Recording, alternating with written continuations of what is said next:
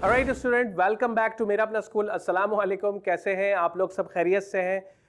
मेरे चेहरे पर जो स्माइल दिख रहे हैं आपको, ये सिर्फ और सिर्फ इस बात की खुशी है कि I am really excited to meet with you. कि यार मैं चाहता हूँ कि कम से कम मुझे खुशी है कि हम अपने सिलेबस को लेकर यहाँ तक आ चुके हैं। इंशाल्लाह इसी तरह अगर हम चलते रहे तो रिमेनिंग सिलेबस भी हमारा कंप्लीट हो जाएगा। और कोई कन्फ्यूजन हो बेटा किसी भी टॉपिक में, किसी भी वीडियो के अंदर, तो प्लीज़ कमेंट करें और हम तक वो बात पहुँचाएँ ताकि हम उसे रिजॉल्व कर सकें। हम बैठे ही आप लोगों के लिए हैं, क्योंकि एग्जैक्टली हमारा मकसद भी यही है कि जो एजुकेशन हमारे पास है वो आप तक पहुँचाएँ। ओके राइट, चलिए आज का टॉपिक हमारा क्या होगा। चैप्टर हम शुरू कर चुके थे सर्कुलर मोशन एंड ग्रेविटेशन का। इस चैप्टर के अंदर एग्जाम्पल्स 7.1 करवाई गई, फिर उसके बाद मैंने आप लोगों को 7.2 की एग्जाम्पल करवाई और 7.3 को हमने ड्रॉप कर दिया। उसकी वजह ये कि 7.3 रीजनिंग स्टेटमेंट है और ठीक उसी तरह से क्योंकि वो काफ़ी इंटर रिलेट करती है आज की इस एग्जाम्पल 7.5 के साथ, इसलिए मुझे लगा कि यार उसको हम एग्जैक्टली 7.5 के अंदर वो कॉन्सेप्ट मैं आपको दे दूंगा तो आप लोगों को फिर उसमें कंफ्यूजन नहीं होगी। ऑलराइट, चलिए 7.5 की एग्जाम्पल हम शुरू करते हैं और समझते हैं सवाल में क्या चीज़ें दी गई हैं, क्या रिक्वायर्ड है, कैसे होगा ये न्यूमेरिकल। ठीक है, स्क्रीन पर देखें न्यूमेरिकल मौजूद है रिटन में, इसको पढ़ते हैं साथ मिलकर। कहा गया the mass of the planet Jupiter is 1.9 exponential 27 kilogram.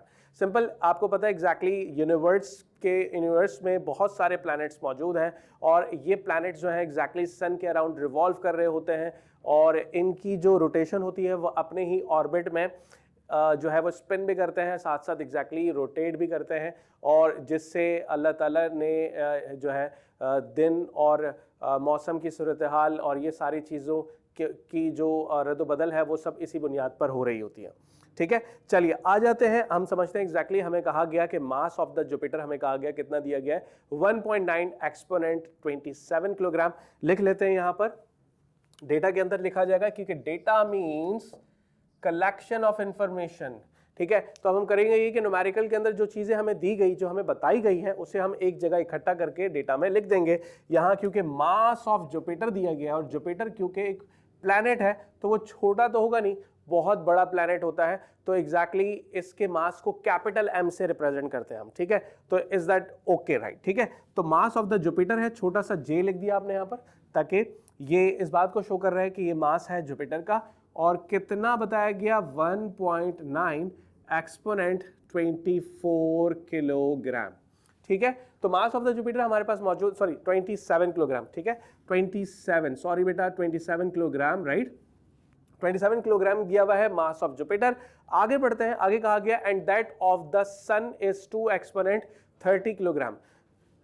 उसकी कंपैरेटिवली सन का मास भी दिया गया, तो मास ऑफ द सन को हम कैपिटल एम और छोटा सा एस लिख देते हैं, मास ऑफ द सन।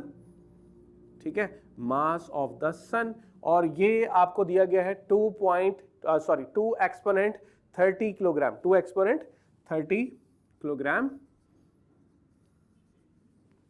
अच्छा, इससे बेटा कंफ्यूज मत होइएगा, बार बार मैं ये बात मेंशन कर रहा हूं कि जे का मतलब होता है जुपिटर और mass of Jupiter means mj और mass of s means ms, right. तो 2 एक्सपोनेंट 30 किलोग्राम। देन फिर आगे कहा गया आगे कहा गया बेटा कि इफ द एवरेज डिस्टेंस, अगर जुपिटर से सन के दरमियान का जो एवरेज डिस्टेंस होगा, इन दोनों प्लैनेट्स के दरमियान का जो डिस्टेंस होगा बिटवीन देम, वो कितना है? 7.8 एक्सपोनेंशियल 11 मीटर दिया गया है। तो डिस्टेंस क्योंकि रेडियस है, ये रेडियस कहलाता है एग्जैक्टली, और इसे हम लिख देते हैं 7, क्या है बेटा? 7.8 एक्सपोनेंट 11 मीटर, 7.8 एक्सपोनेंट 11 मीटर। ठीक है, अच्छा अब मैं आपको थोड़ा सा यहाँ पर डायग्राम भी बनाकर दिखाता हूँ। देखो, ये सिंपली आपके पास सन है और सन के अराउंड जो है वो ऑर्बिट जो है जुपिटर प्लैनेट जो है वो अपने ऑर्बिट में रहते हुए रिवॉल्व कर रहा है एग्जैक्टली। तो ये आपके पास, ये जुपिटर लिख दिया मैंने, ये इसको जुपिटर बना दिया, तो यहाँ लिख लेता हूँ जुपिटर। ठीक है, अब जुपिटर जो है वो एग्जैक्टली क्या हो रहा है? सन के अराउंड रिवॉल्व कर रहा है, राइट। तो अब क्योंकि इनके दरमियान जो भी फोर्स ऑफ अट्रैक्शन है जिसकी वजह से ये जुपिटर अपने ही ऑर्बिट पे रहता हुआ रिवॉल्व कर रहा है, और एक और फोर्स होगी जो इस अट्रैक्टिव फोर्स को ऑपोजिट डायरेक्शन से एक्ट कर रही होगी, ठीक है, यानी एक फोर्स सन इसको अपनी तरफ खींचने के लिए लग रही है और दूसरी फोर्स जो है वो जो दूसरी force away directed away from the centre of the circle है या directed away from the orbit है, ठीक है, सही है। तो ये दोनों फोर्स एक दूसरे को बैलेंस कर रही होती है। यहां पर एक फोर्स ऑफ ग्रेविटी है और एक फोर्स ऑफ सेंट्रीफ्यूगल फोर्स है। चलिए अब हम आ जाते हैं, हमारा जो मकसद था उसकी तरफ आते हैं, रिक्वायर्ड पे जाते हैं। रिक्वायर्ड में हमें करना क्या होगा? रिक्वायर्ड में हमसे कहा गया, आगे पढ़ते हैं सवाल, find the gravitational force of the sun on Jupiter. जो ग्रेविटेशनल फोर्स, मैंने कहा ना कि ग्रेविटेशनल फोर्स होती है जो इस बॉडी को अपनी तरफ खींच रही होती है, सन अपनी तरफ जो फोर्स लगा रहा होता है वो ग्रेविटेशनल फोर्स होती है, और यही फोर्स हमें निकाल के देनी है कि सन कितनी फोर्स लगाएगा जुपिटर पर, ठीक है। तो ग्रेविटेशनल फोर्स हमें निकाल कर देनी है। रिक्वायर्ड की हेडिंग डाल देते हैं और इसे सॉल्व कर लेते हैं। नथिंग, कोई इशू नहीं है, अभी हो जाएगा। ग्रेविटेशनल फोर्स को हमने F से रिप्रेजेंट कर दिया और कैलकुलेशन पर आते हैं, सोचते हैं कि कौन सा फॉर्मूला यूज होगा।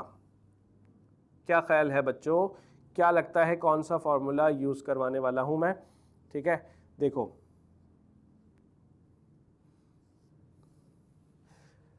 कुछ समझ में आया? एग्जैक्टली चैप्टर को काफ़ी हद तक हमने कर लिया है। अब ये जो न्यूमेरिकल है एग्जैक्टली उन टॉपिक से रिलेट करते हुए हैं जो टॉपिक हम डिस्कस करके आ चुके हैं। सोचो कौन सा फॉर्मूला लगाना चाहिए? Newton's law of universal gravitation, क्या लगता है? Newton's law of universal gravitation के अंदर हमने उसकी स्टेटमेंट क्या पढ़ी थी? Every object attract every other object in the universe. इस पूरी कायनात के अंदर एक ऑब्जेक्ट, एक एग्जिस्टिंग बॉडी दूसरी बॉडी पर जो फोर्स लगाती है वो फोर्स ऑफ अट्रैक्शन या फोर्स ऑफ रिपल्जन, वो force according to Newton law of universal gravitation के तहत हमने एक फॉर्मूला ड्राइव किया था। वो फॉर्मूला कहलाता है, हम लिख देते हैं यहाँ पर अकॉर्डिंग टू, ठीक है, मैं यहाँ पर मेंशन कर रहा हूँ according to Newton's law of universal gravitation. बहुत बड़ा हो गया पर लिखना भी ज़रूरी है, क्योंकि एग्जैक्टली जब हमें ये पता होगा कि हम ये रिलेशन जो यूज़ कर रहे हैं ये हमने कहाँ पढ़ा है, तभी हमें याद करने की ज़रूरत नहीं पड़ेगी, फ़ौरन से याद आ जाएगा। तो ये आपके पास according to Newton's law of universal gravitation हमें पता है फॉर्मूला क्या होता है। दो बॉडीज़ के दरमियान जो एक कुछ ना कुछ दोनों खास डिस्टेंस पर होती है, यहाँ पर भी डिस्टेंस यानी रेडियस दिया गया है, जो ये होगा सन से जुपिटर का। मास ऑफ जुपिटर भी मौजूद है, मास ऑफ सन भी मौजूद है। तो मास ऑफ जुपिटर और मास ऑफ सन, इन दोनों को रीअरेंज करके आगे पीछे लिखा जा सकता है, क्योंकि तीनों ही आपस में मल्टीप्लाई हो रहे हैं, और जो भी डिस्टेंस या इनके दरमियान जो भी डिस्टेंस है उसका स्क्वायर हो जाएगा। ये आपके पास Newton's law of universal gravitation के तहत ये फॉर्मूला है जो हम यहाँ यूज़ कर रहे हैं। आगे बढ़ते हैं, आगे करते हैं, इस न्यूमेरिकल को कंप्लीट करते हैं। अब सारी वैल्यूज आपके पास मौजूद हैं, सिंपल वैल्यूज पुट करें और आंसर निकाल दें। ग्रेविटेशनल कांस्टेंट क्योंकि कांस्टेंट होता है और इसकी वैल्यू क्या होती है? इसकी वैल्यू होती है 6.67 exponential -11, 6.67 exponent -11 newton into metre square पर किलोग्राम स्क्वायर। इस पर भी मैंने काफ़ी बहसो मुबाहिसा के साथ ये बात आपको डिटेल में समझाई थी कि ये कांस्टेंट होता है न्यूटन्स, ये ग्रेविटेशन कांस्टेंट इसको कहा जाता है, और कैवेंडिश ने ये ड्राइव किया था जो उसकी वैल्यू थी, और ये वैल्यू किसके बराबर है? 6.67 exponential -11 newton into metre square पर किलोग्राम स्क्वायर। चलिए हम अपने न्यूमेरिकल्स को आगे बढ़ाते हैं। ग्रेविटेशनल कांस्टेंट की जगह ग्रेविटेशनल कांस्टेंट की वैल्यू जो कि 6.67 एक्सपोनेंट -11 है, ये आ गई।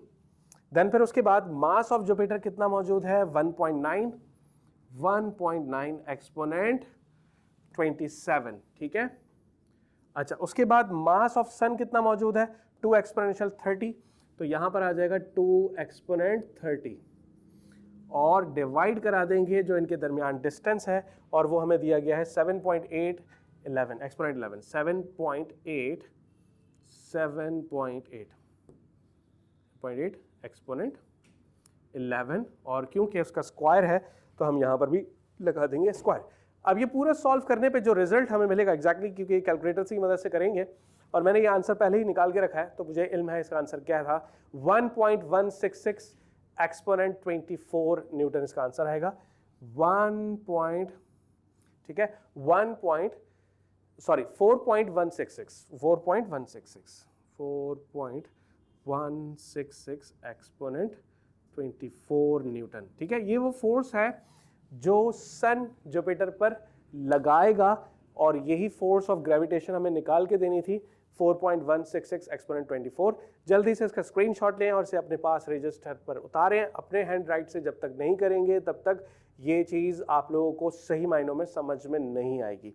ठीक है जी, ओके। सॉल्व करने पे ये हो जाता है एग्जैक्टली अब आपको इस बात का सबूत हो जाता है कि यार साबित हो जाता है, और इंटरनली आपको इस बात पे कॉन्फिडेंस आ जाता है कि क्योंकि हम न्यूमेरिकल की प्रैक्टिस कर चुके हैं, अब वो न्यूमेरिकल फिर भूलेगा नहीं। ठीक है, चलिए मुझे इजाजत दें, अपना बहुत सारा ख्याल रखिएगा। नेक्स्ट न्यूमेरिकल के साथ देखते हैं एग्जाम्पल। अब कोई मजीद ऐसी बची जो कोई ऐसे टॉपिक से रिलेट करती हुई है जो हम अब तक पढ़ के आ चुके हैं तो मैं ज़रूर कराऊंगा, अदरवाइज रिमेनिंग टॉपिक्स को हम करेंगे कंप्लीट, और फिर उसके बाद जो एट द एंड ऑफ जो आपके पास प्रॉब्लम्स होती हैं चैप्टर के एंड पर वो भी करेंगे, और जो रिमेनिंग एग्जाम्पल्स है उसको भी डिस्कस करेंगे। अपना बहुत सारा ख्याल रखिएगा। Thank you so much. अल्लाह हाफ़िज़।